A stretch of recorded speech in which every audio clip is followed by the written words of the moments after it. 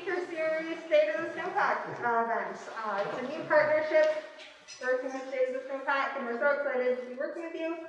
Obviously, with all the COVID complications, we got a bit of a late start for this season, but we're excited to hear everything you all have to say tonight, and then ideally going on to next season. So, thank you so much for coming out, and here's Arièle to carry on the program. Welcome everybody, thanks so much for coming. This is our first Rossland edition, and we're so excited. It's been a slow progress this season with COVID and everything. And yeah, just welcome, and yeah, thanks for coming out. So yeah, I just wanted to thank the museum for the partnership, the support, the location, everything. And Kootenay Avalanche courses that Keith runs. They've been Keith's been our main guy online, social media, keeping us updated on the Rossland Snowpack this winter. So thanks, Keith. So here's our Rossland team. Morgan, our mighty leader, she's the founder of State of the Snowpack. Started it 2 years ago in Nelson. She's on her CA level 2 right now in Golden. So good luck, Morgan. She's not here with us today. I'm the local organizer, Arièle. I work at Big Red Cats part-time and Red Ski Patrol part-time. And this is my first year running the Rossland program. Keith is our main forecaster online, and we're so grateful for his work this year. Matt and Anna are two speakers, as well as Keith tonight. Matt is one of the forecasters at Red Mountain, and Anna is our supervising guide at Big Red Cats. So the purpose of State of the Snowpack is to connect communities and local snow science experts who will break down what they're seeing in our local snowpack. Our mission is to bridge the gap between the information that we share as professionals on the InfoX and the regional avalanche forecast that Avalanche Canada puts out. Because as we know, our region is quite big, and we're trying to get as local as possible information for you guys to be safe in the backcountry. And our dream is to decrease the numbers of incidents, casualties, and rescues in the backcountry by sharing as much information as we can, so you guys can make super informed decisions out there and be as safe as you can. Have a great time out there. So yeah, I'll just let Matt continue, and he's going to do the general update of the snowpack and what's going down right now and what's happened throughout the season. So thanks, Matt.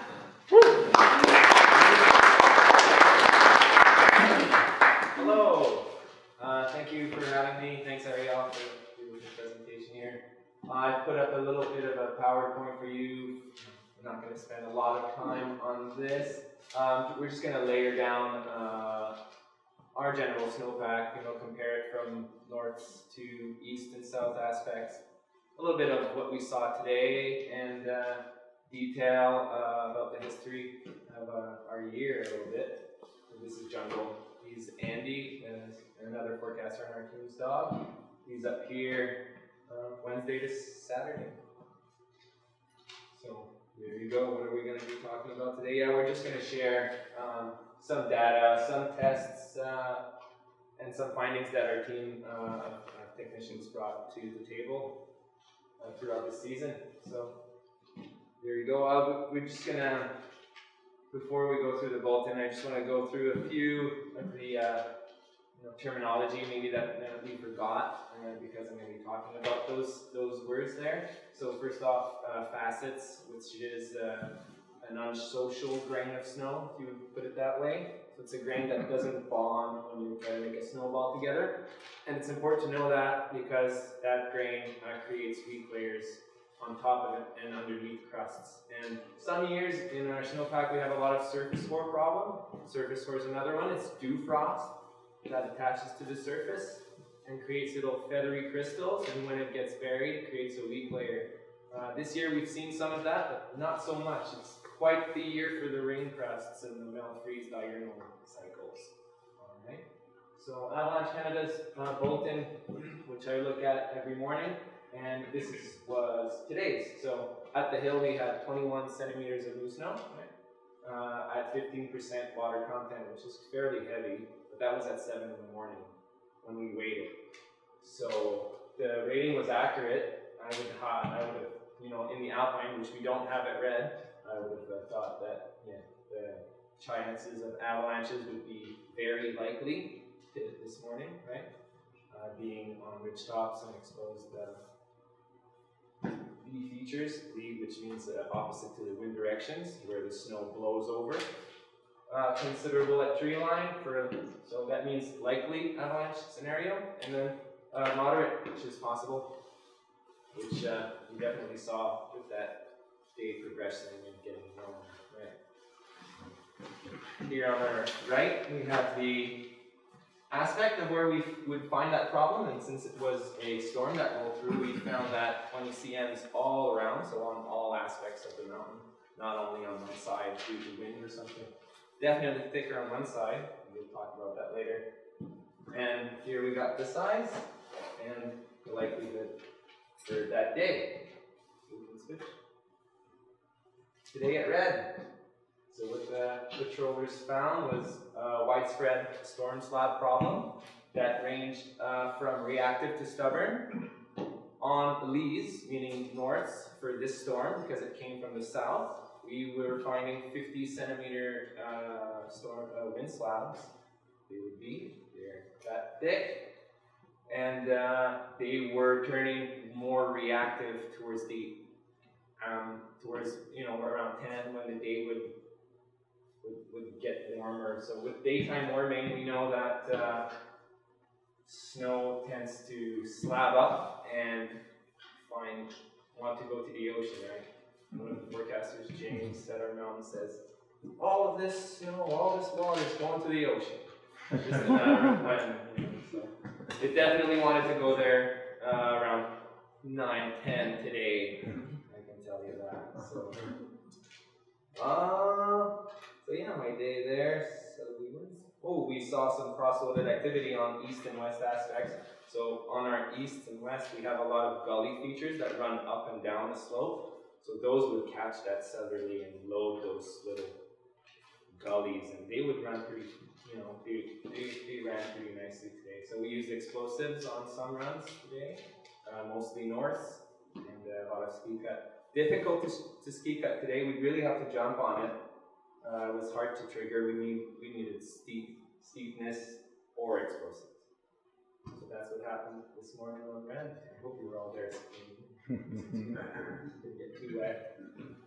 Right on. So, okay, so a little bit of a history of our year. This is Tim. Unfortunately, he broke his tit-fib and he's in trail in bed right now. Pretty vacant.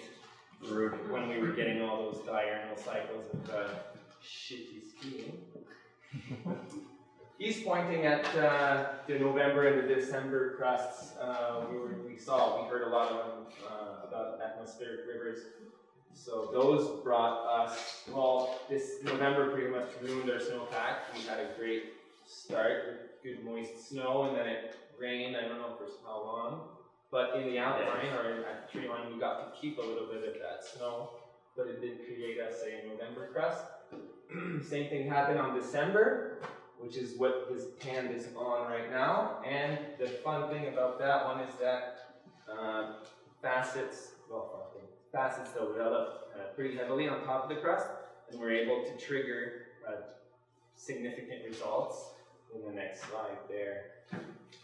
So this was, we called it the December 4th. We call layers, we're going to be talking a lot of dates right now.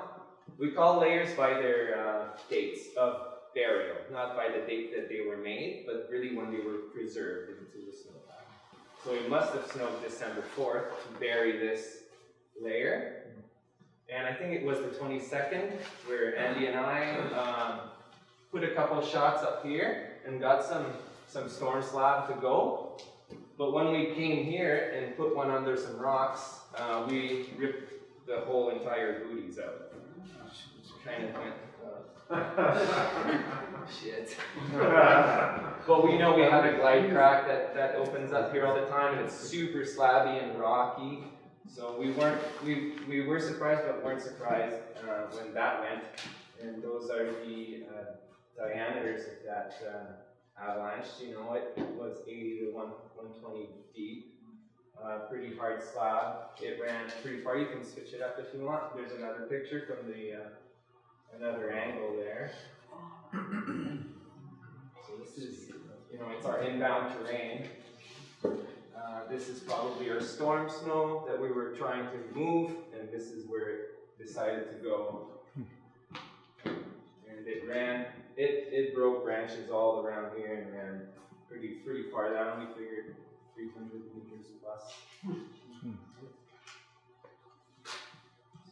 That's what can happen with facet layers. I don't know if you guys know Robine. That's Robine chopping away at the cornice on the shoot show. Because in January, early January, we had a lot of snow and wind, so cornice problems developed, and that was pretty much our January, just dealing with storm cloud and slab, and maintaining that still with the low snowpack, so not really any persistent problems for us, except December 4th, which we tracked for quite a while. And yeah, switch it up if you want. We all know what happened in February. We went spring skiing for a month.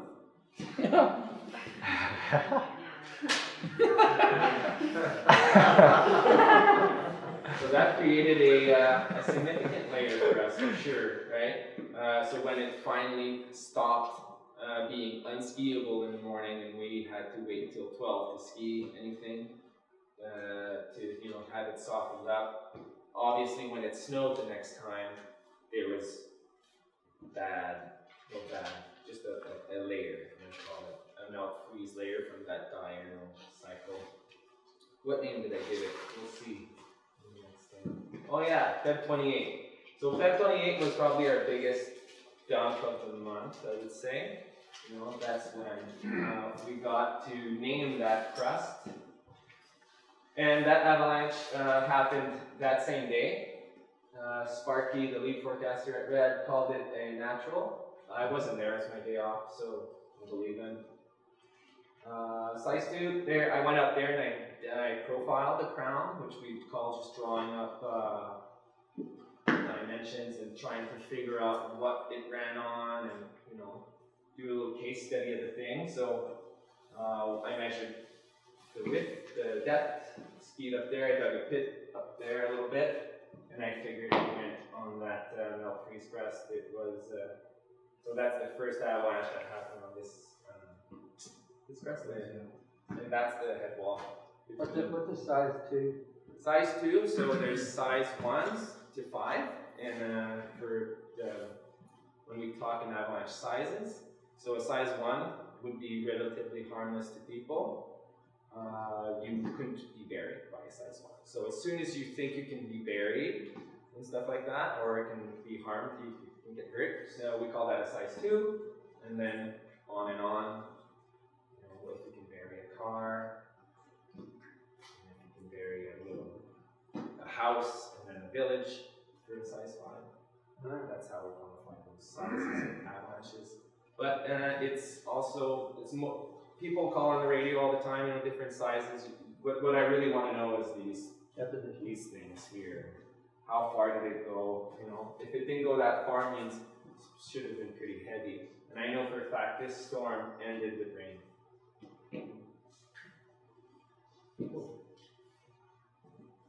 So let's go through our layers, and then the next slide after that will be like a picture of the snowpack that I dug to ground for you guys, and we're gonna be able to just scope them out. And you can let them rip. So right now I added, because the new snow of today, these added numbers, that's for the next slide. So melt freeze, December 4th is down 130. Average, obviously. On north aspects, we're still finding depths of 200, and on east and south, we're finding depths at the same elevation of 160. So about a 40 centimeter for our temperature. So this is our dry spell. In between here, there was some surface core layers, but I looked at them often and I found a lot of evidence of rounding. So the opposite of faceting. So when a temperature gradient in the snowpack is favorable, grains tend to bond together. So I found a lot of evidence of that, and it made my surface core layer, the Jan 14 for me, kind of disappeared out of my sight. So you can't find it anymore.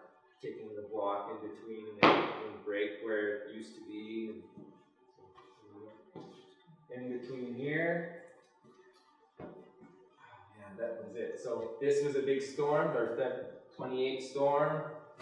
Ended up with rain. So when it snowed again March 8th, we call that an ice formation with rain crust. So we got a little tiny rain crust on top of our hot pow.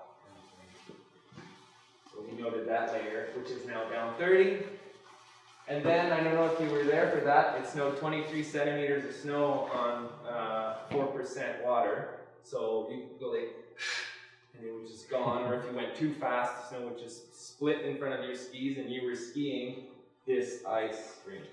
There's 23 cents on the ground, but you're skiing crust. It was incredible. Yeah, I don't know when I saw that last. So you can see that number, 30 and 20 down, so that's 10 centimeters. So that 23 got moved a bit by wind, but mainly settled into 10. Yeah. Within a day, the density went from 4 to 8. Half its air is gone. And that's today. Yesterday I was at Big Red Cats for a day. It was awesome. And we skied a few aspects, and I noticed that, well, when Arièle and I were in our pit last Sunday, it got super warm. We were on east aspects in the morning, so it did create another solar melt freeze layer only on easts and souths. On solar aspects, you'll find this layer under your new snow from today. But if you go north, you won't find it.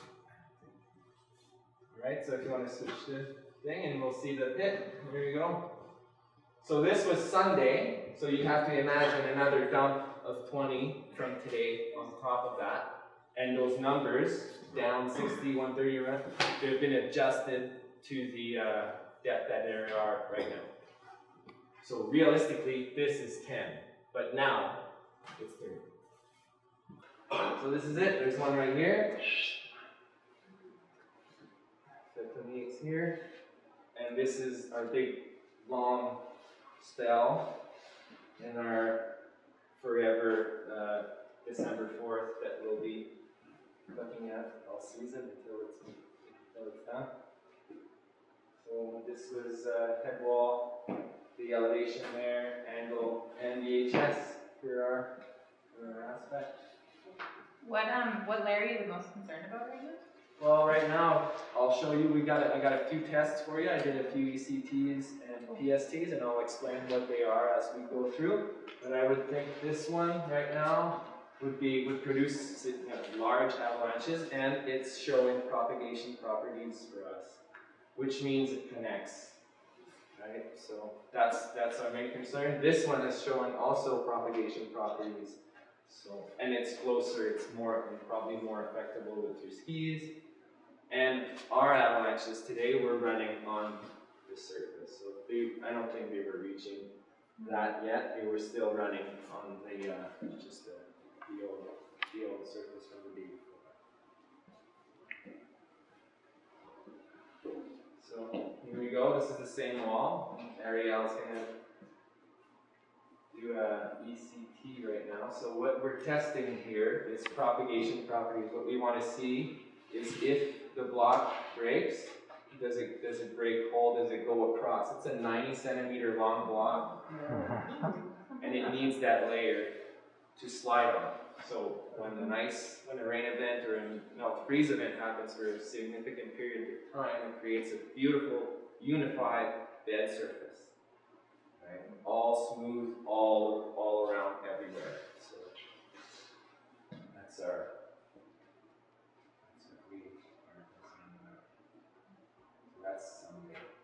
repeat the same exact test, maybe a meter behind, and I'm getting fractures now on 10 centimeters down.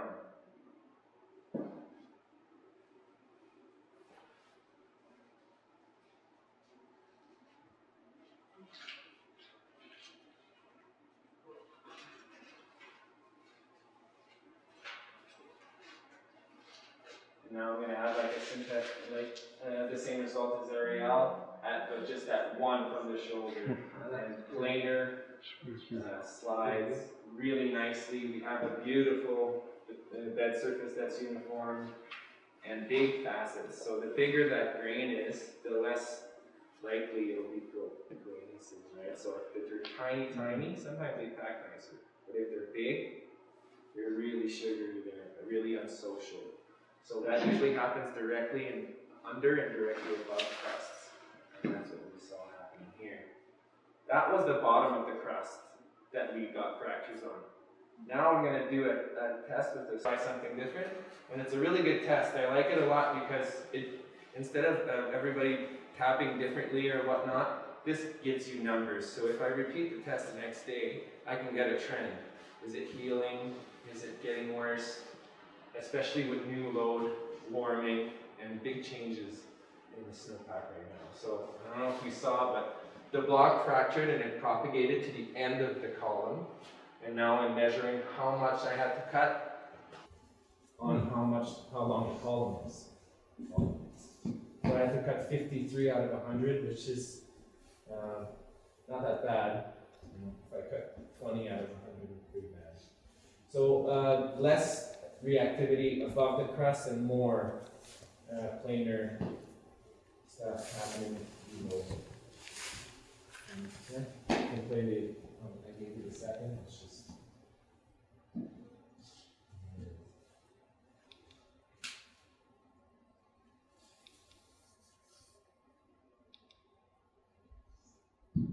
how smooth is that?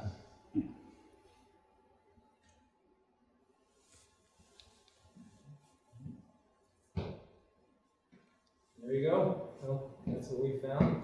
And this is a big part with you guys. So if you have questions and stuff like that, please ask. If there's something you didn't understand, I'd be super stoked to clarify. And so when it comes to terminology, the IFC and MFC? Yeah. Melt freeze crust, and then ice formation of a rain crust. So the difference is usually an RC is a tiny little blue film of ice that is usually like a centimeter thick, and the melt freeze crust is the big chunks. Yeah, how would you characterize conditions currently? Well, obviously pretty Sort of like pretty touchy right now because of the snowpack doesn't like big changes. You just got a dump of snow and even some rain at lower elevations. So that's a lot of weight, and it's just pulling it down. So it's conditions right now, for sure. Yeah, we're going to see more with Keith and our other speakers, but terrain choices is going to be key for the next few days until this settles in and bonds. We can create some links in between those layers. Yeah. On the forecast you showed at the beginning, they've got it dropping down to, I think, moderate and low, like tomorrow in the next few days. Considerable. Yeah. So they're expecting it to shore up pretty quick. Yeah, it usually does. Yeah, a storm slab doesn't linger that long. It's a question of days. And what's the conditions for that? The ideal conditions for stability? Is it just no radical change? Consistent snow, cold. I guess that's what we like. Little 5s and 10s is great for me. Yeah. So it's no major change. No major change, you know. And they just settle. Yeah, like today was a major change. Yeah. Because we got lots of snow and it rained. If we didn't get snow and it rained, it's a major change. On Sunday, when Arièle and I were in our pit there, at some point we wanted to not be in there anymore because it was getting so hot I wasn't expecting it. It was my forecasting day, and I thought it was going to get, I was right with the temperatures in the shade, but not in the sun. I underestimated the sun effect, and we were cooking. So when I went to the grid test and the next day, I found that sun crust on a lot of all the solar aspects.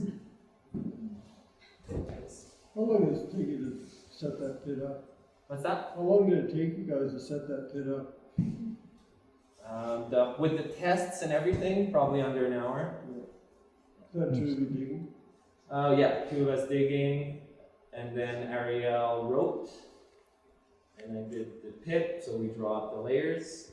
I got my book here, you can see it after. Draw up the layers, and then do some resistances, so trying to find out if there's anything significantly softer or under or over something hard. So, big changes. Goes from dense snow to softer snow. That's something we're going to want to know, vice versa, which it goes. So we're looking for differences. So you guys look at snow crystals as well? We did, we looked at all of the snow crystals throughout that snowpack. If you want to go to the snowpack picture again, just back for a few. More. Yeah, okay. So we found that these were all facets, so unsocial grains. As we were digging, we were just like digging sugar. Digging. And here we were finding decomposed precipitation particles that would make snowballs. So a lot more clumped all together and slabby, right? That's why it was sympathetic to go all together on this layer here and connect. Because that's connected, that's not connected. Right? So do you guys do density checks at all? We do density checks for sure. What did you find in that, with the February 4th melt freeze? The February 28th? Yeah. So I didn't take any density checks, but I did take resistances, Okay. and there they are.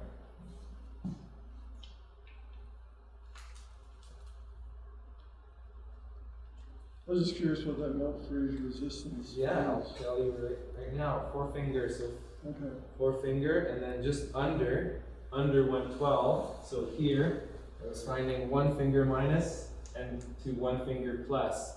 So as I was going down, I was getting a little bit more, but not quite pencil. Those terminologies are like, 1 finger is how, if I can put 1 finger into the snowpack. If I can't with such force, like there's a force that we need to not pass. You use a pencil, you use a knife.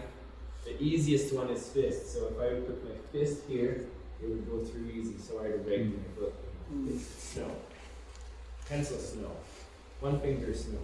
That gives me not the density but a resistance and an idea of big changes.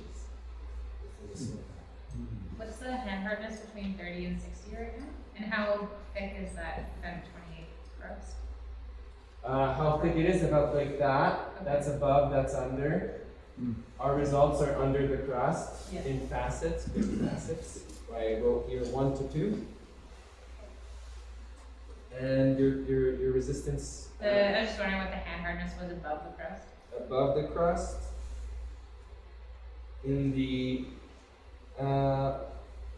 DFs, in the decomposed fragments, I got 4 finger. So when you say the results are under the crust, does that mean the whole crust slides? When it Yeah, the goes? crust goes with it. Yeah. Oh wow.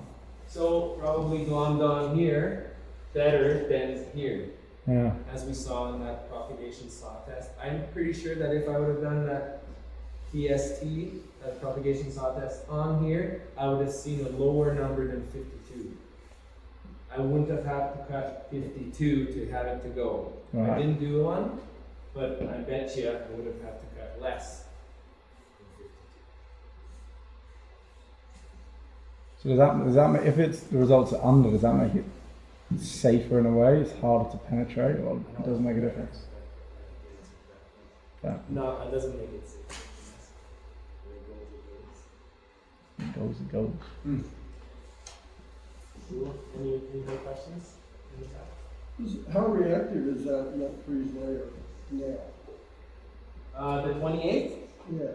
Well, I haven't seen activity on it today, but again, I managed ran today. I haven't gone out of our tenure.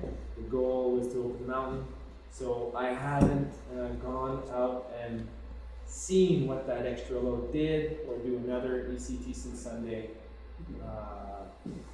There's a little bit quite a load on that. So I bet it's putting quite a bit of stress, and it's in those times where we back away and let the weight do its thing, and then come back a little later and just come from the side and see what's going on. That process of solidification, that's measured in like days.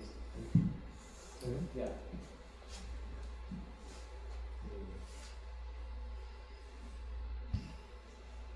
Cool. Hand over to Keith. What's that? Hand over to Keith. Yeah. Keith, I did an ASTA shadow with one of his course last year. Great teacher, great class. Thank you so much. Thank you, man. Thanks, man.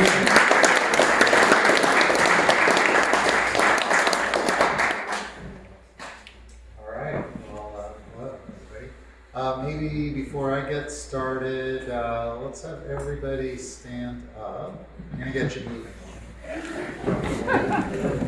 Okay, so those of you that are not backcountry skiers, sit down.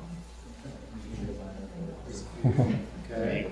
And those of you that have been only backcountry skiing for a year or less, sit down. Okay, how about 5 years or less, sit down. Okay, how about 10 years or less, sit down. 20 years or less? Okay, well, 30 years or less. What was it? 30. And how about, okay, obviously over 30 years. Good job.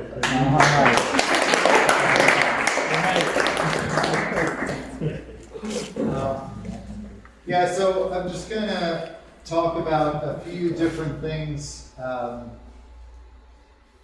just a little bit of, interesting things from this year, and maybe a little bit of just review on how to choose the right terrain for the conditions. So Matt focused a lot on the snowpack, and as you can see, it gets pretty technical, and sometimes difficult to interpret. How can we take all that information and decide, after all of that, what to do? Like, how do we go out there and decide what terrain to choose? And so, why don't you hit the next slide? A little bit about me. I guess that's me skiing. And I wrote an instructor manual last year. And the year before for the AST2 course, and then in 2018, my friend James Floyer, who's the head Avalanche forecaster for Avalanche Canada, he and I wrote the Avalanche Skills Training Handbook, so that's what's used in AST courses now. So it's cool. And I like the book because although we wrote it, our goal was to write it pretty simply. It actually goes into a fair amount of depth, and so I find that each time I read it, or if I haven't read it in a while, that I pick up a lot of information that I didn't notice before. And so I think that's useful because if, let's say, you read it when you're taking your AST1, you're only going to get certain information from it because that's kind of where you're at in terms of how you're just standing up and down. But then if you read it again, say 2-3 years after you've taken your AST1, you're going to have learned so many other things about being in the backcountry that then you'll pick out so much more information out of the book. And then again, if you read it, a few years after that, there will be even more. So even though it's a pretty thin book, I think it's pretty useful. because you just keep getting layers of information. And that's kind of what the experience is if you're going to be a backcountry rider, is that you just keep layering information on top of what you know. So this next part of the talk will get into, you know, what's the foundation of that? And so if we flip the slide, the foundation is the daily process. So this is a term that, you know, we introduced in the book in 2018, but the terms aren't new, right? Like, so our gentlemen that have been ski touring for 30 years have been doing these kinds of same things. Like, step one, get the forecast, right? If there's a forecast. 30 years ago, there wasn't a whole lot available.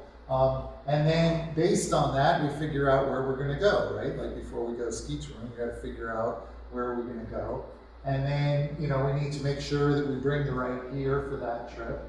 And all these things happen before we even go out in the field. And then these steps in blue happen while we're out there, right? So we go out there and we verify conditions. You know, what are the things we verify? Well, we're looking for, is there much new snow? Is there much evidence of wind? How about the temperature? And, you know, do we see other signs of potential instability in the snowpack, like avalanches, or maybe, you know, shooting cracks, or whomps, which is actually a settling in the snowpack. How many people have ever heard a whomp or felt one? Yeah, they're actually pretty common if you spend enough time out there. And that's kind of Mother Nature's warning signal. And then, you know, we do things like good travel habits. You know, we talk to each other, we figure out where we're going to go. If we're going to cross an avalanche slope, we try to spread ourselves out, maybe just go one at a time. Because if we're wrong about that avalanche slope, like obviously we're not going to go onto it when we think it's going to slide, but Mother Nature surprises us. And if we get surprised, we want one person to be surprised rather than the whole group. So things like that. Evaluating slopes is, you know, kind of the nitty-gritty of, you know, when you're looking at avalanche terrain, where are you going to ski a slope, right? Are you going to ski, you know, where you're potentially going to get buried really deep because you're in sort of a gully feature, or maybe there's more of a rounded ridge feature that you might ski. So those are kind of all the things that you start layering on top of this. But this is like the foundation of how to choose the right terrain for the conditions. Okay, we'll keep going through the slides. You know, obviously we get the forecast from the avalanche bulletin, the next one. So this tool was developed, I think it was 2007. So it's been around a super long time. And it's not a very complicated tool. And yet it's so potent. It's so powerful. Because it basically gives us guidance to choose the right terrain for the conditions. You know, when the avalanche danger's high, we're mostly avoiding avalanche terrain. You know, that's what red is, avoid. And yellow is like, maybe, you know, maybe. And green is like, it should be pretty safe, you know. Don't like just go out there blindly, but you should be. And so as the danger drops, like the avalanche forecast right now is sort of elevated with the snow that we got. But as that snow starts to settle and bond, then the danger will come down, and then we can step into, you know, more, you know, bigger avalanche terrain. And that's what these things represent: simple, challenging, and complex. It's like this progression. Okay. Cool. All right, continue on. Checking your gear. Oh, by the way, I just wanted to mention that in the last year or so, we've become aware of when you go out and you practice with your beacons, and you know how sometimes the beacons are like acting funny? It's like, man, sometimes the beacons, you know, just gives weird numbers, and it's like, oh well, you know, oh well. That's what we always thought was, oh well. Well, guess what? Oh well, man. Oh well is like, oh, there's a reason for it. And most of the time when you're getting funny numbers, it's because you've got a phone or something on you. And you're searching here, and if this distance here is like, you know, typically what? How many centimeters is that? I don't know, 30? The phone is probably the reason that you're getting funny numbers. And so we're just starting to realize that this interference thing is a big deal. And so now I'm getting into the habit of, okay, if I'm going to do a search, I put my phone in my pack. So now I've got a little bit more distance between me and the beacon. Or maybe I put the pack down and I'm doing a search without my pack, close by. But so interference is a lot realer than we thought it was. Does the phone interfere with your transceiver if it's off? Probably not very much unless it's really close. So even metallic objects can interfere with your transceiver. But if your phone is off, then it's just sort of a metal object. And it's just, again, we don't have definitive numbers, but basically when a phone is on, even in airplane mode, if it's within 50 centimeters of your beacon, it has a pretty good chance of interfering. And it won't mean that the beacon won't work. It'll just give you sometimes really screwy numbers, unless it's really close. If you put it really close, you can actually get your beacon to just freak out. So anyway, just be aware of that. Okay, let's keep moving on. So as I mentioned, verifying conditions, we check for, how much snow has fallen. We look for signs of wind, moving snow. We look at, possible influences of temperature, especially what times of year? Now, right? The sun is a lot higher in the sky, temperatures are warmer, and so it can certainly play more of an influence. And then we're looking for signs of instability, avalanches, Loomes, cracks, that kind. And that's it, those are the main things that we look for. Okay, let's keep going. Good travel habits, as I mentioned, good communication, grouping up in safe areas, trying to go one at a time. Next slide. This is what I was talking about before, about using terrain wisely. So here are the green areas, are where we try to stay in areas of high ground, relative high ground, whereas if an avalanche happens, it could be bad news, but we got a better chance of surviving than if we're in a deep gully, right? Because if we're in a deep gully, we're going to get buried a lot deeper. We're looking for instability, so in small features, I love small features, and sometimes I'll try to set off avalanches on purpose, even on more elevated danger days. If the feature's small and there's no big consequence to it, I don't know, it's kind of fun. But it's a way to then check, what are we seeing happening?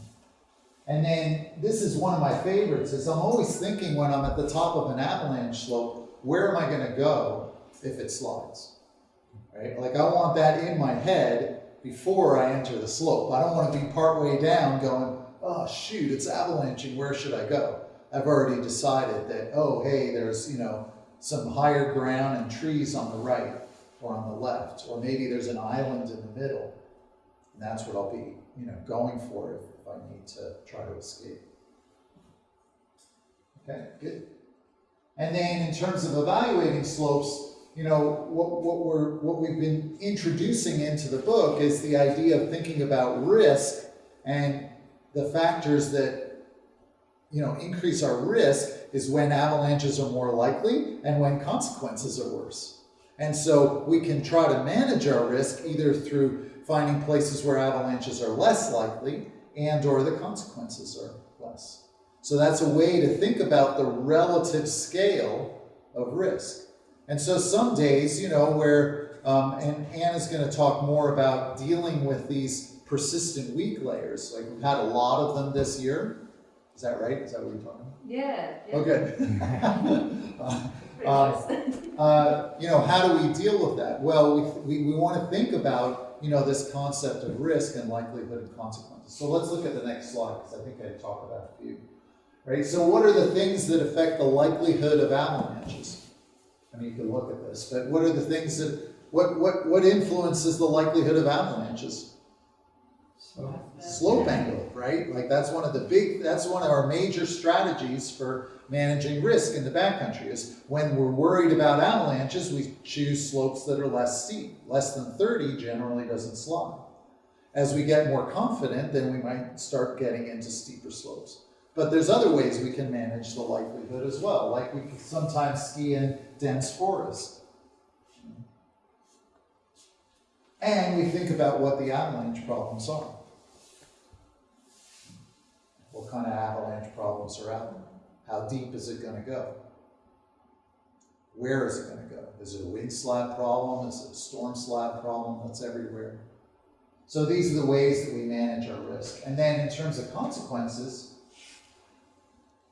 there's really only two major things that influence consequences. One is the size of the slope. Here's two pretty dramatic pictures of a small slope with pretty small consequences, a big slope with big consequences, and then the whole issue of terrain traps. Terrain traps are, really important thing. And here's a nice open slope, the avalanche debris, there's actually an avalanche there. The avalanche debris spreads out. Whereas, in this kind of feature, avalanche debris, it's going to get sucked down into the bottom of the feature. You're going to hit lots of trees. This is like a really nasty terrain trap issue. So that's how we manage the consequences. We think about size and we think about our terrain traps. So that's kind of what goes, that's a lot more than, just choosing simple, challenging, or complex terrain, but it's like that, it's as you learn more, you layer all of your learning to make these kinds of decisions. And, if we remember back to that, about the trip planner, if we're in the green, then these kinds of issues are important, but, not as crucial.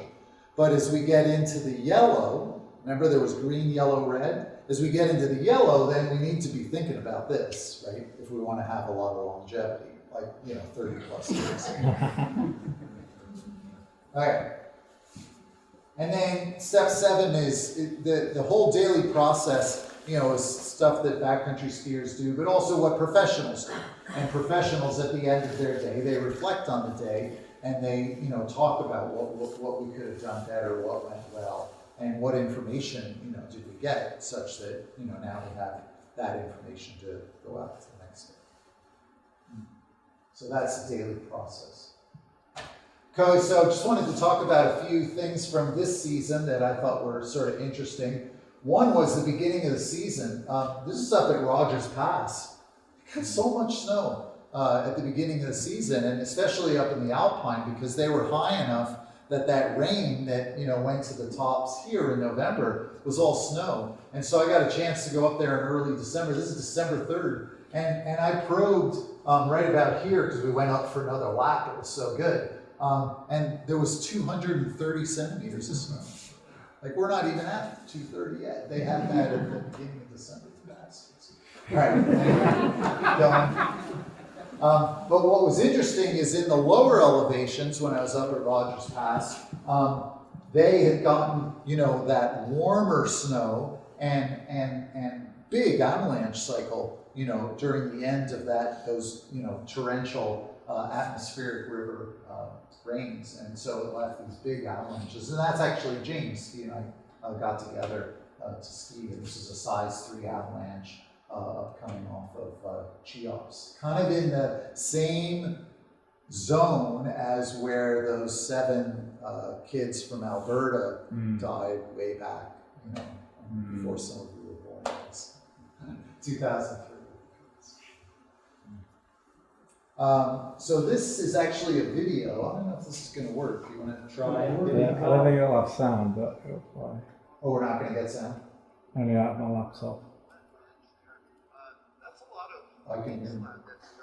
All right, well, I'll talk. Yeah, so this was up on Mount Kirkup. I was up there with an AST2 class, and we'd gotten 10 centimeters overnight. But what's interesting is you can see how the wind had, made this 10 into like 40. And so when we got up to the top, there was a natural avalanche that happened. And you can't see this great. I don't know if we should turn off a few lights. Might help somebody do that. But that's kind of, again, the wind effect on Kirkup leaves these, pretty big sized cornices throughout the season. Oh, that's great. Nice. Thanks. Okay, so that's in the Rossland Range. This was in the Selkirks, and this was another layer that Matt kind of alluded to, that there were some surface hoar layers in January, and this was some surface hoar that was sitting on top of a sun crust, and actually came in and ski cut this feature. So it looks kind of crazy, like, what, did you just jump over it? But this is like much bigger once it's on the screen. But yeah, it just came quickly into an area where I was able to go to a safe spot, an area that was like low angle, but there was just a little bit of steepness here that I was able to shoot through quickly and then get to that lower angle. That's kind of what ski cutting is. We're just, in this new AST2 curriculum, we're teaching more about that, because it's a tricky one. People that haven't spent a lot of time in the backcountry, or even some people that have, it's like, I don't get this ski cutting thing. Like, why would you, purposely put yourself in a position where, you might get taken by an avalanche, but you're trying to choose the spots where you're not going to get taken, but you can just sort of touch the areas that might potentially slide. And this was a classic place to do that. So the next slide shows the avalanche. And it just ran down on this sun crust, pretty good size too. Yeah, it's one of those things that's a little bit too much fun. You have to be careful. But yeah, over the years, I've been able to do a lot of that ski cutting just to manage these types of issues. And you also get to see, before you ski a slope and commit to a slope, you want to test it ideally, or just make sure you're going out there where you're really sure it's not going to happen. But Mother Nature surprises us. So let's continue on, because there's some interesting ones here. I don't know if we want to watch this whole video, but it's on the state of the Snowpack one. Supposedly it's got a lot of hits, but I don't know how those things work. In terms of the snow test, and I hope, Matt, you apologize if this steals anything. So like ski patrollers and that sort of thing, they take courses and they get paid to do a lot of the snow signs, because it's really useful for the operation in a larger context. And one of the reasons that we've taken a lot of the snow signs out of the AST courses is that it kind of gives the wrong message if you're spending a lot of time doing these snow tests, because it doesn't necessarily give you information about whether you should or shouldn't ski the slope. A lot of times you get negative results, but it's still really dangerous. And sometimes you actually see results, but it's actually pretty safe. And so they're useful in terms of lots of tests, and that's what the operations do. Ski patrol and cat ski and heli ski, they're doing all these tests, and all these tests get uploaded into something called the InfoX. And so in the context of lots of tests, hundreds of tests sometimes, over the course of a few days, you see trends. But one test, it's just not that useful. And so anyway, so I do a test here, and I don't get a result, but it's still like I just did a test before this, and the thing came shooting off. And so it's just a showing you that it's not always that reliable. You can see how I'm tapping. Matt showed you one of these where it propagated. But for some reason, even though the test I'd done, just before this propagated, this one isn't going to propagate. And then, I'm kind of laughing, because it's like, oh, I was going to do a video and show you guys how this thing propagated. But of course it didn't in the video. It only did. But then you'll see I'm going to just touch it behind, and it comes shooting right off, because it's it's a bad layer. It's the surface hoar sitting on the sun crust. Just see that and move on. Yeah, I'm saying what I just said. Okay. So how would you use pits as a recreational skier if you're only doing one in the day? Yeah, I mean, I think it's useful information, you know, because you see the layers. There it is, right? And I'll use that sometimes to, so here's the way I interpret or use these, is I can use it to rule out, but not to rule in. Does that make sense? In other words, if I see something that's scary, it's like, okay, well, I'm not gonna, you know, ski something aggressive. Like these conditions, we weren't gonna ski anything aggressive with that layer. But if you know, you saw the first part of the text and it was like, oh, it's good to go. No, you don't want to say, oh, this snow is fine. And that was a message that got out in early avalanche education. And unfortunately, a lot of people, you know, took that too much to heart and they went out in high danger, say, dug a pit, didn't get a result, and then died in an avalanche. I mean, I'm not trying to be trite about it or anything, but there's lots of examples of that. Okay, let's continue on. Let's actually watch this video. I've been a bit on the fence with airbags. You know, there's only limited usefulness to them, especially around here. But what I want people to do if they get an airbag is to practice falling down a slope like I just did. Doesn't that look fun? And then while you're falling, you want to be able to pull that trigger. I think if you're going to spend the money on an airbag and wear it, you know, you need to practice with it. Now, unfortunately, a lot of the airbags have cartridges and that sort of thing, and so it would be an expensive thing, so you maybe have to do it without it engaged. But some of the newer airbags, like this one, are rechargeable, and so they just have a motor, and you can, you know, do it without any extra expense. Okay. So as I said before, Mother Nature surprises us. And so when I was teaching a course a couple of weeks ago in the Valkyrie Range, we were like, you know, this was moderate danger. You know, there hadn't really been any big avalanches in that tenure for several days. And, you know, and even small avalanches, very little activity. And then, you know, we come around the corner into an area that we hadn't been yet, and it's like, oh my God, this is huge avalanche. This is a size 3 avalanche, and look how deep it is. Like, this was about 1.5 meters deep here, and this went down to that layer that Matt was talking about, all the way down to early December.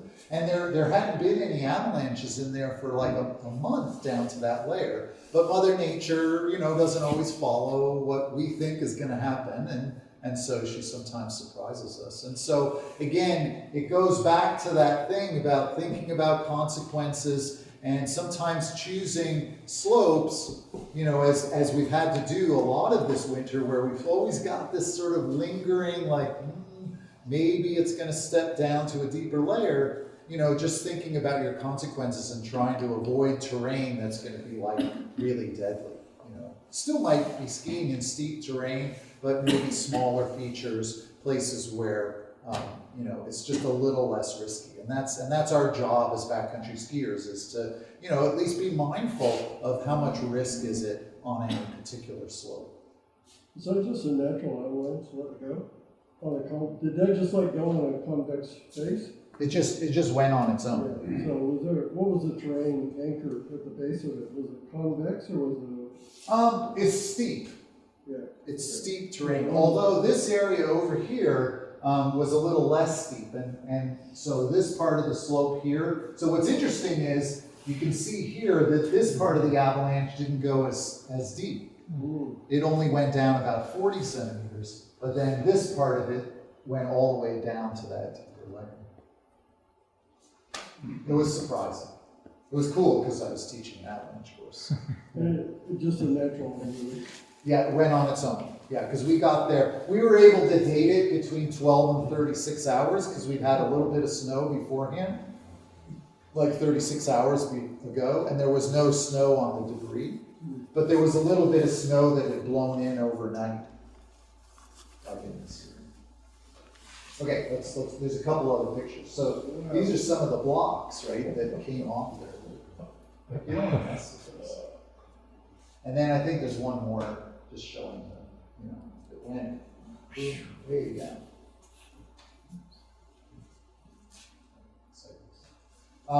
This one I also wanted to show. This is a smaller avalanche, a size 2, and it was a little bit scary, but also kind of cool that after the course was finished, these students that take this AST2++, they were between 10 and 25 years of experience each person.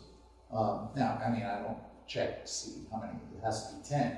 But, I mean, everybody that comes on those courses have to have a fair amount of experience because the first half of the week is the course, and then the second half of the week is everybody's self-guided. And so they were out, and I think this is a cool story. Yes, they triggered an avalanche, but they were looking at some potentially steeper and longer terrain, and they noticed on this particular day, it got a little warmer than expected. It was cold overnight, but during the day, especially in this zone, it got really warm, like around 10, 11 o'clock, and they could feel the snow getting heavier. And so they realized that, you know, hey, we better like scale back, you know, like what we were talking about, likelihood, consequences. So the likelihood is probably more than it was earlier this morning because the temperature's warming. So we better compensate for that by choosing a slope that has less consequences. And so they avoided a bigger slope over skiers' left and came over and skied here. It's a little hard to tell, but there's a nice feature here with low angle terrain above and then fairly low angle terrain below. So they just had to deal with this one feature that was actually quite steep but short.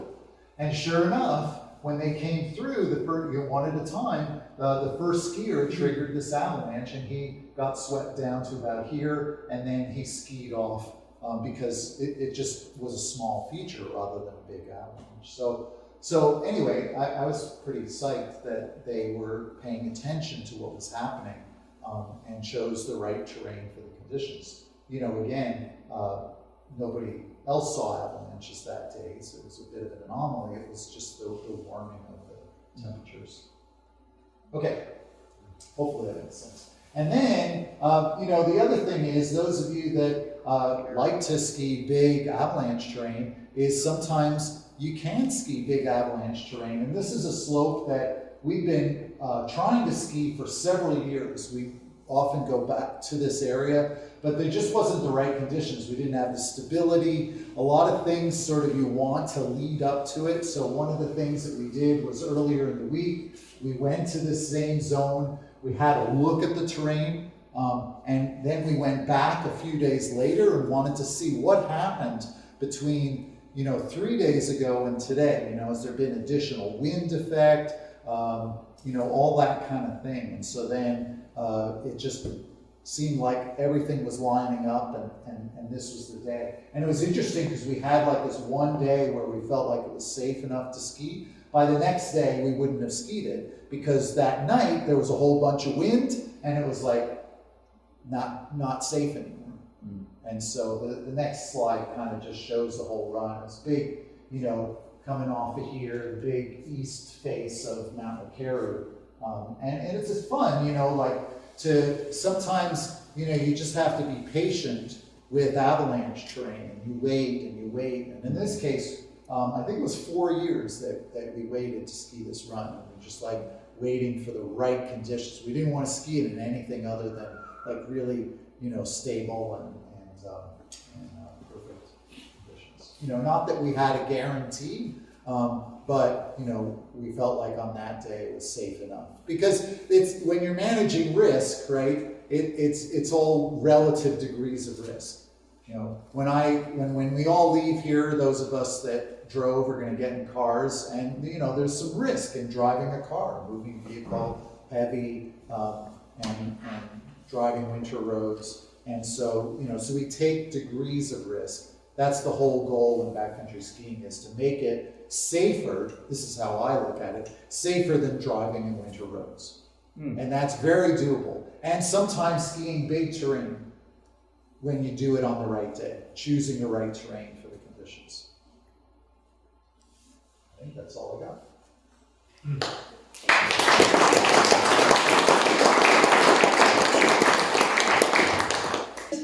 Yeah. Hey, I'm Anna. Yeah, I'm new here. But yeah, Rossland's really made me feel at home. So yeah, back home in New Zealand, we deal with a lot of grain crusts, basics around crust, warm temperatures. So yeah, just fitted right in. I just want to talk pretty briefly about managing uncertainty in avalanche terrain. So yeah, as humans, we're not that good at dealing with uncertainty, and often we really try and fill in those gaps, or sometimes our brain even does that for us without us really realizing. So I think it's really important, and it sort of links in with what Keith spoke about there, and recognize what we don't know as well as weighting what we do know. So when I first started working in the industry and in the field and started recreating in the backcountry, I looked at some of the people I was working with, some guides and forecasters, and I thought, man, they were born with like avalanche DNA. Like they just, you know, they automatically know this. They were born with it. They just look at this. They've got sixth sense, and I thought, man, I'm maybe I'm in the wrong place. Like I'm never gonna get there. There's something different. And then as I worked and as I spent more time with these people, I realized that that's come from experience and from hard, like focused work and study and time in the terrain, and they've built up a higher degree of certainty, and also, you know, they've figured these things out over years. You know, they haven't done a course and known. So that was kind of reassuring for me when I figured that, okay, yeah, I can get there too. And I think it's really important to pass that on, because it can be pretty, kind of pretty intimidating to start with. Cool. Well, yep. Move into it. So, depending on a lot of factors, sometimes we can have a lot of confidence or minimal uncertainty, and so then that allows us to make decisions with confidence. And low uncertainty is when we can see some of that bigger terrain and more avalanche terrain. And then if we've got high uncertainty, then we want to make decisions to reflect that. And so I guess it's worth thinking, do you ever have 100% confidence in the snowpack? No? No, I don't. Definitely. And so this is not a rule, this is just for discussion there. And so sometimes we can have maybe 95, 98, you know, if it's a melt freeze snowpack, it's the middle of the summer, it's gone through a lot of freeze thaw cycles, then we might feel pretty good about it. But there are still things, you know, people that have been around for a long time and have a huge amount of knowledge and a huge amount of information still get surprised every now and then. So it's really worth keeping in mind that you'll never be at 100%. But then at the same time, 0%, you know, you've always got some information, and so really we're operating in the middle here, but it's worth assessing for yourself where on the scale you are on a given day. Yeah. So these are the kind of things that might affect your confidence, your degree of certainty. So if you are feeling pretty good about things and you're like, yep, we've got a fairly good idea about what's going on today. Maybe you've been out in the same region for a long time. You've got a lot of information. When things are not changing so much, and so Matt's going to talk about this, the snowpack takes a while to adjust to change. Any changing conditions, rapid warming, rapid loading, a lot of wind, then that's when you've got high variability, rapidly changing conditions, and you're like, oh, we're not quite sure how the snowpack's going to react. You need time to see what's going to happen here. Whereas if it's not changing very quickly, then we start to gain a higher degree of confidence. And so then there's avalanche problems that we can be a little bit more sure about as well. So things like loose wet problems, surface avalanche problems, we can get information. You know, you can see how much of the surface snow is softened. Yep, oh, it's only a few centimeters, great, spring corn. And then you're like, you know, pushing your pole right and you're like, ugh, that's getting wet, and we're starting to get the potential for a loose wet problem. And so those things are more easily evaluated. And it comes with experience as well, you know, once you've had more experience and more time making decisions and assessing conditions, then your confidence is going to go up as well.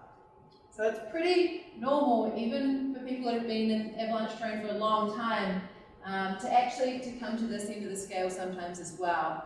The things that will create that situation will be limited information, but also things like persistent slab problems and wet slab problems. They're inherently harder to forecast, and so they're going to create a higher degree of uncertainty. And so even people that have been out for a long time, like Keith, you know, he'll have days where he's like, oh, you know, there's things out here that we're not sure about, and so we want to know how to deal with that. Cool. Yeah, so there's a couple of different types of uncertainty. If it's due to a lack of information, then what might you do to reduce that? Read up. Yeah, learn more, read the forecast, talk to people. Look for clues. Yep, look for clues, things, get out in the field, and before you commit to avalanche terrain, look for things like signs of wind loading, notice the temperature, how much new snow is there. You might do some snowpack tests, like Keith mentioned. You don't want to pin everything on one test, but I like to go out and dig, especially if I'm looking at new snow problems, just lots of hand shears, and just, okay, how well is that bonded to the surface, and then, you know, tour over there a little bit further and do it again, and just really get your hands in the snow and get as much information as possible. And so that's before you go out, but then also in the field before you commit to avalanche terrain. There's lots of ways that you can increase your confidence by gaining information.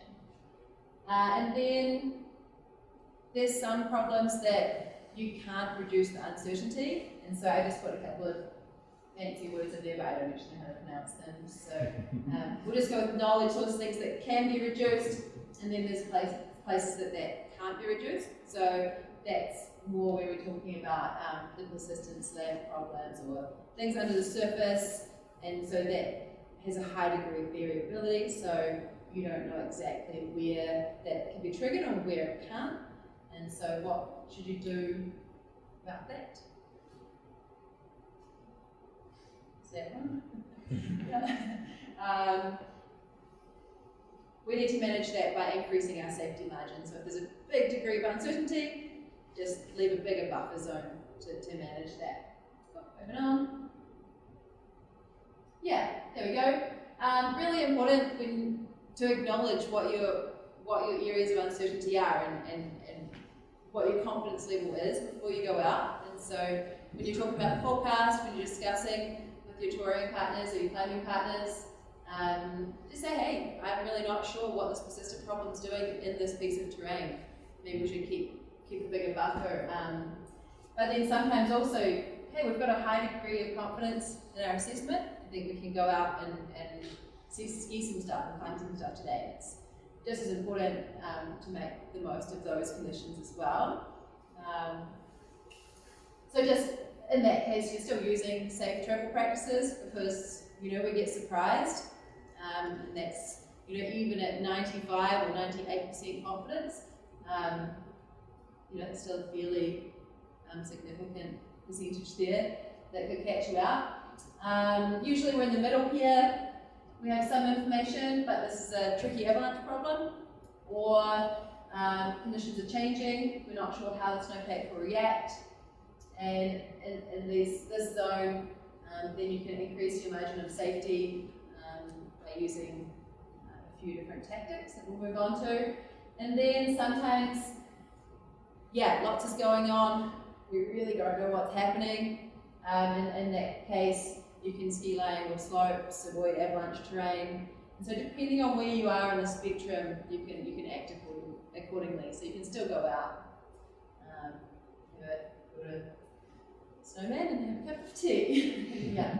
So really acknowledging that and communicating it really gets that clear, and it saves you from falling into the trap of saying, no, I'm pretty sure I know what's going on here.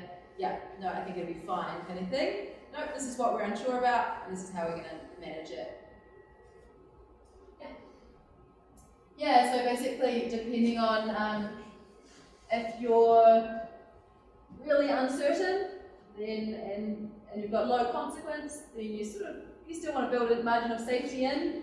But if you've got a lot of uncertainty and the consequence is high, then you really want a large safety margin. So we're always operating, even in here, we've still got a bit of a safety margin for surprises, but then sometimes we really need to increase that to keep safe in the long run. Oh. Sweet, yeah, this is Glacier, New Zealand. It's a very nice day. But you can see that we've sort of chosen quite low angle terrain for the tactic. And so if you've got a high degree of uncertainty, then you might decide to avoid the areas where that persistent slab problem exists, or if you're not sure about the wind slab on a certain day, you've got little information, a lot of uncertainty, then you might just avoid certain aspects or terrain features where that problem exists. Yeah, there's a few tactics there, and so then obviously your safe travel protocols as well, and you'll increase that spacing one at a time. The more uncertainty, the more of a buffer. If you're not sure, really regrouping, having lunch, camping far away from avalanche paths. So not like, okay, how far do you think this slope will come if the avalanches? I'm pretty sure it couldn't get to us. You're like, no, you want to be really sure it can't get to you. And so you're just increasing your confidence there.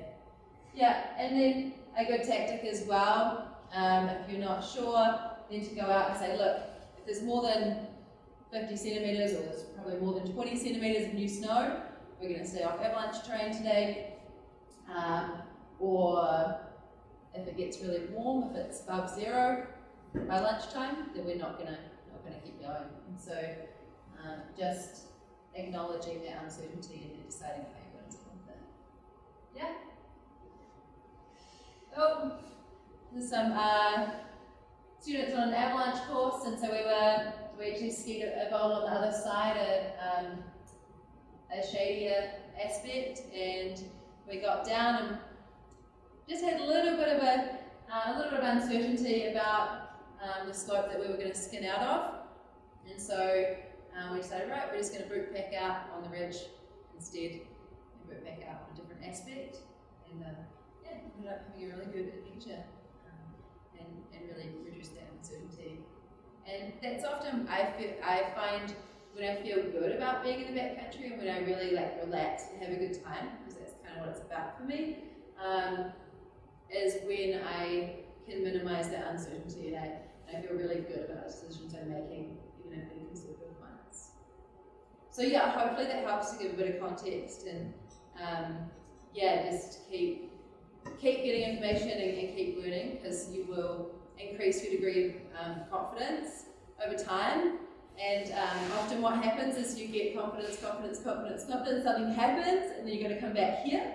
So hopefully you can sort of just get to here without having to be slapped on the wrist. And a lot of the really experienced people in the avalanche world are actually the ones that I noticed over time are actually making more conservative decisions and judgment calls, because they've seen things go wrong. So there is some middle ground there, and knowing where you are on that scale each day is really important. Cool. Thank you very much. Yeah. Good to see you all here.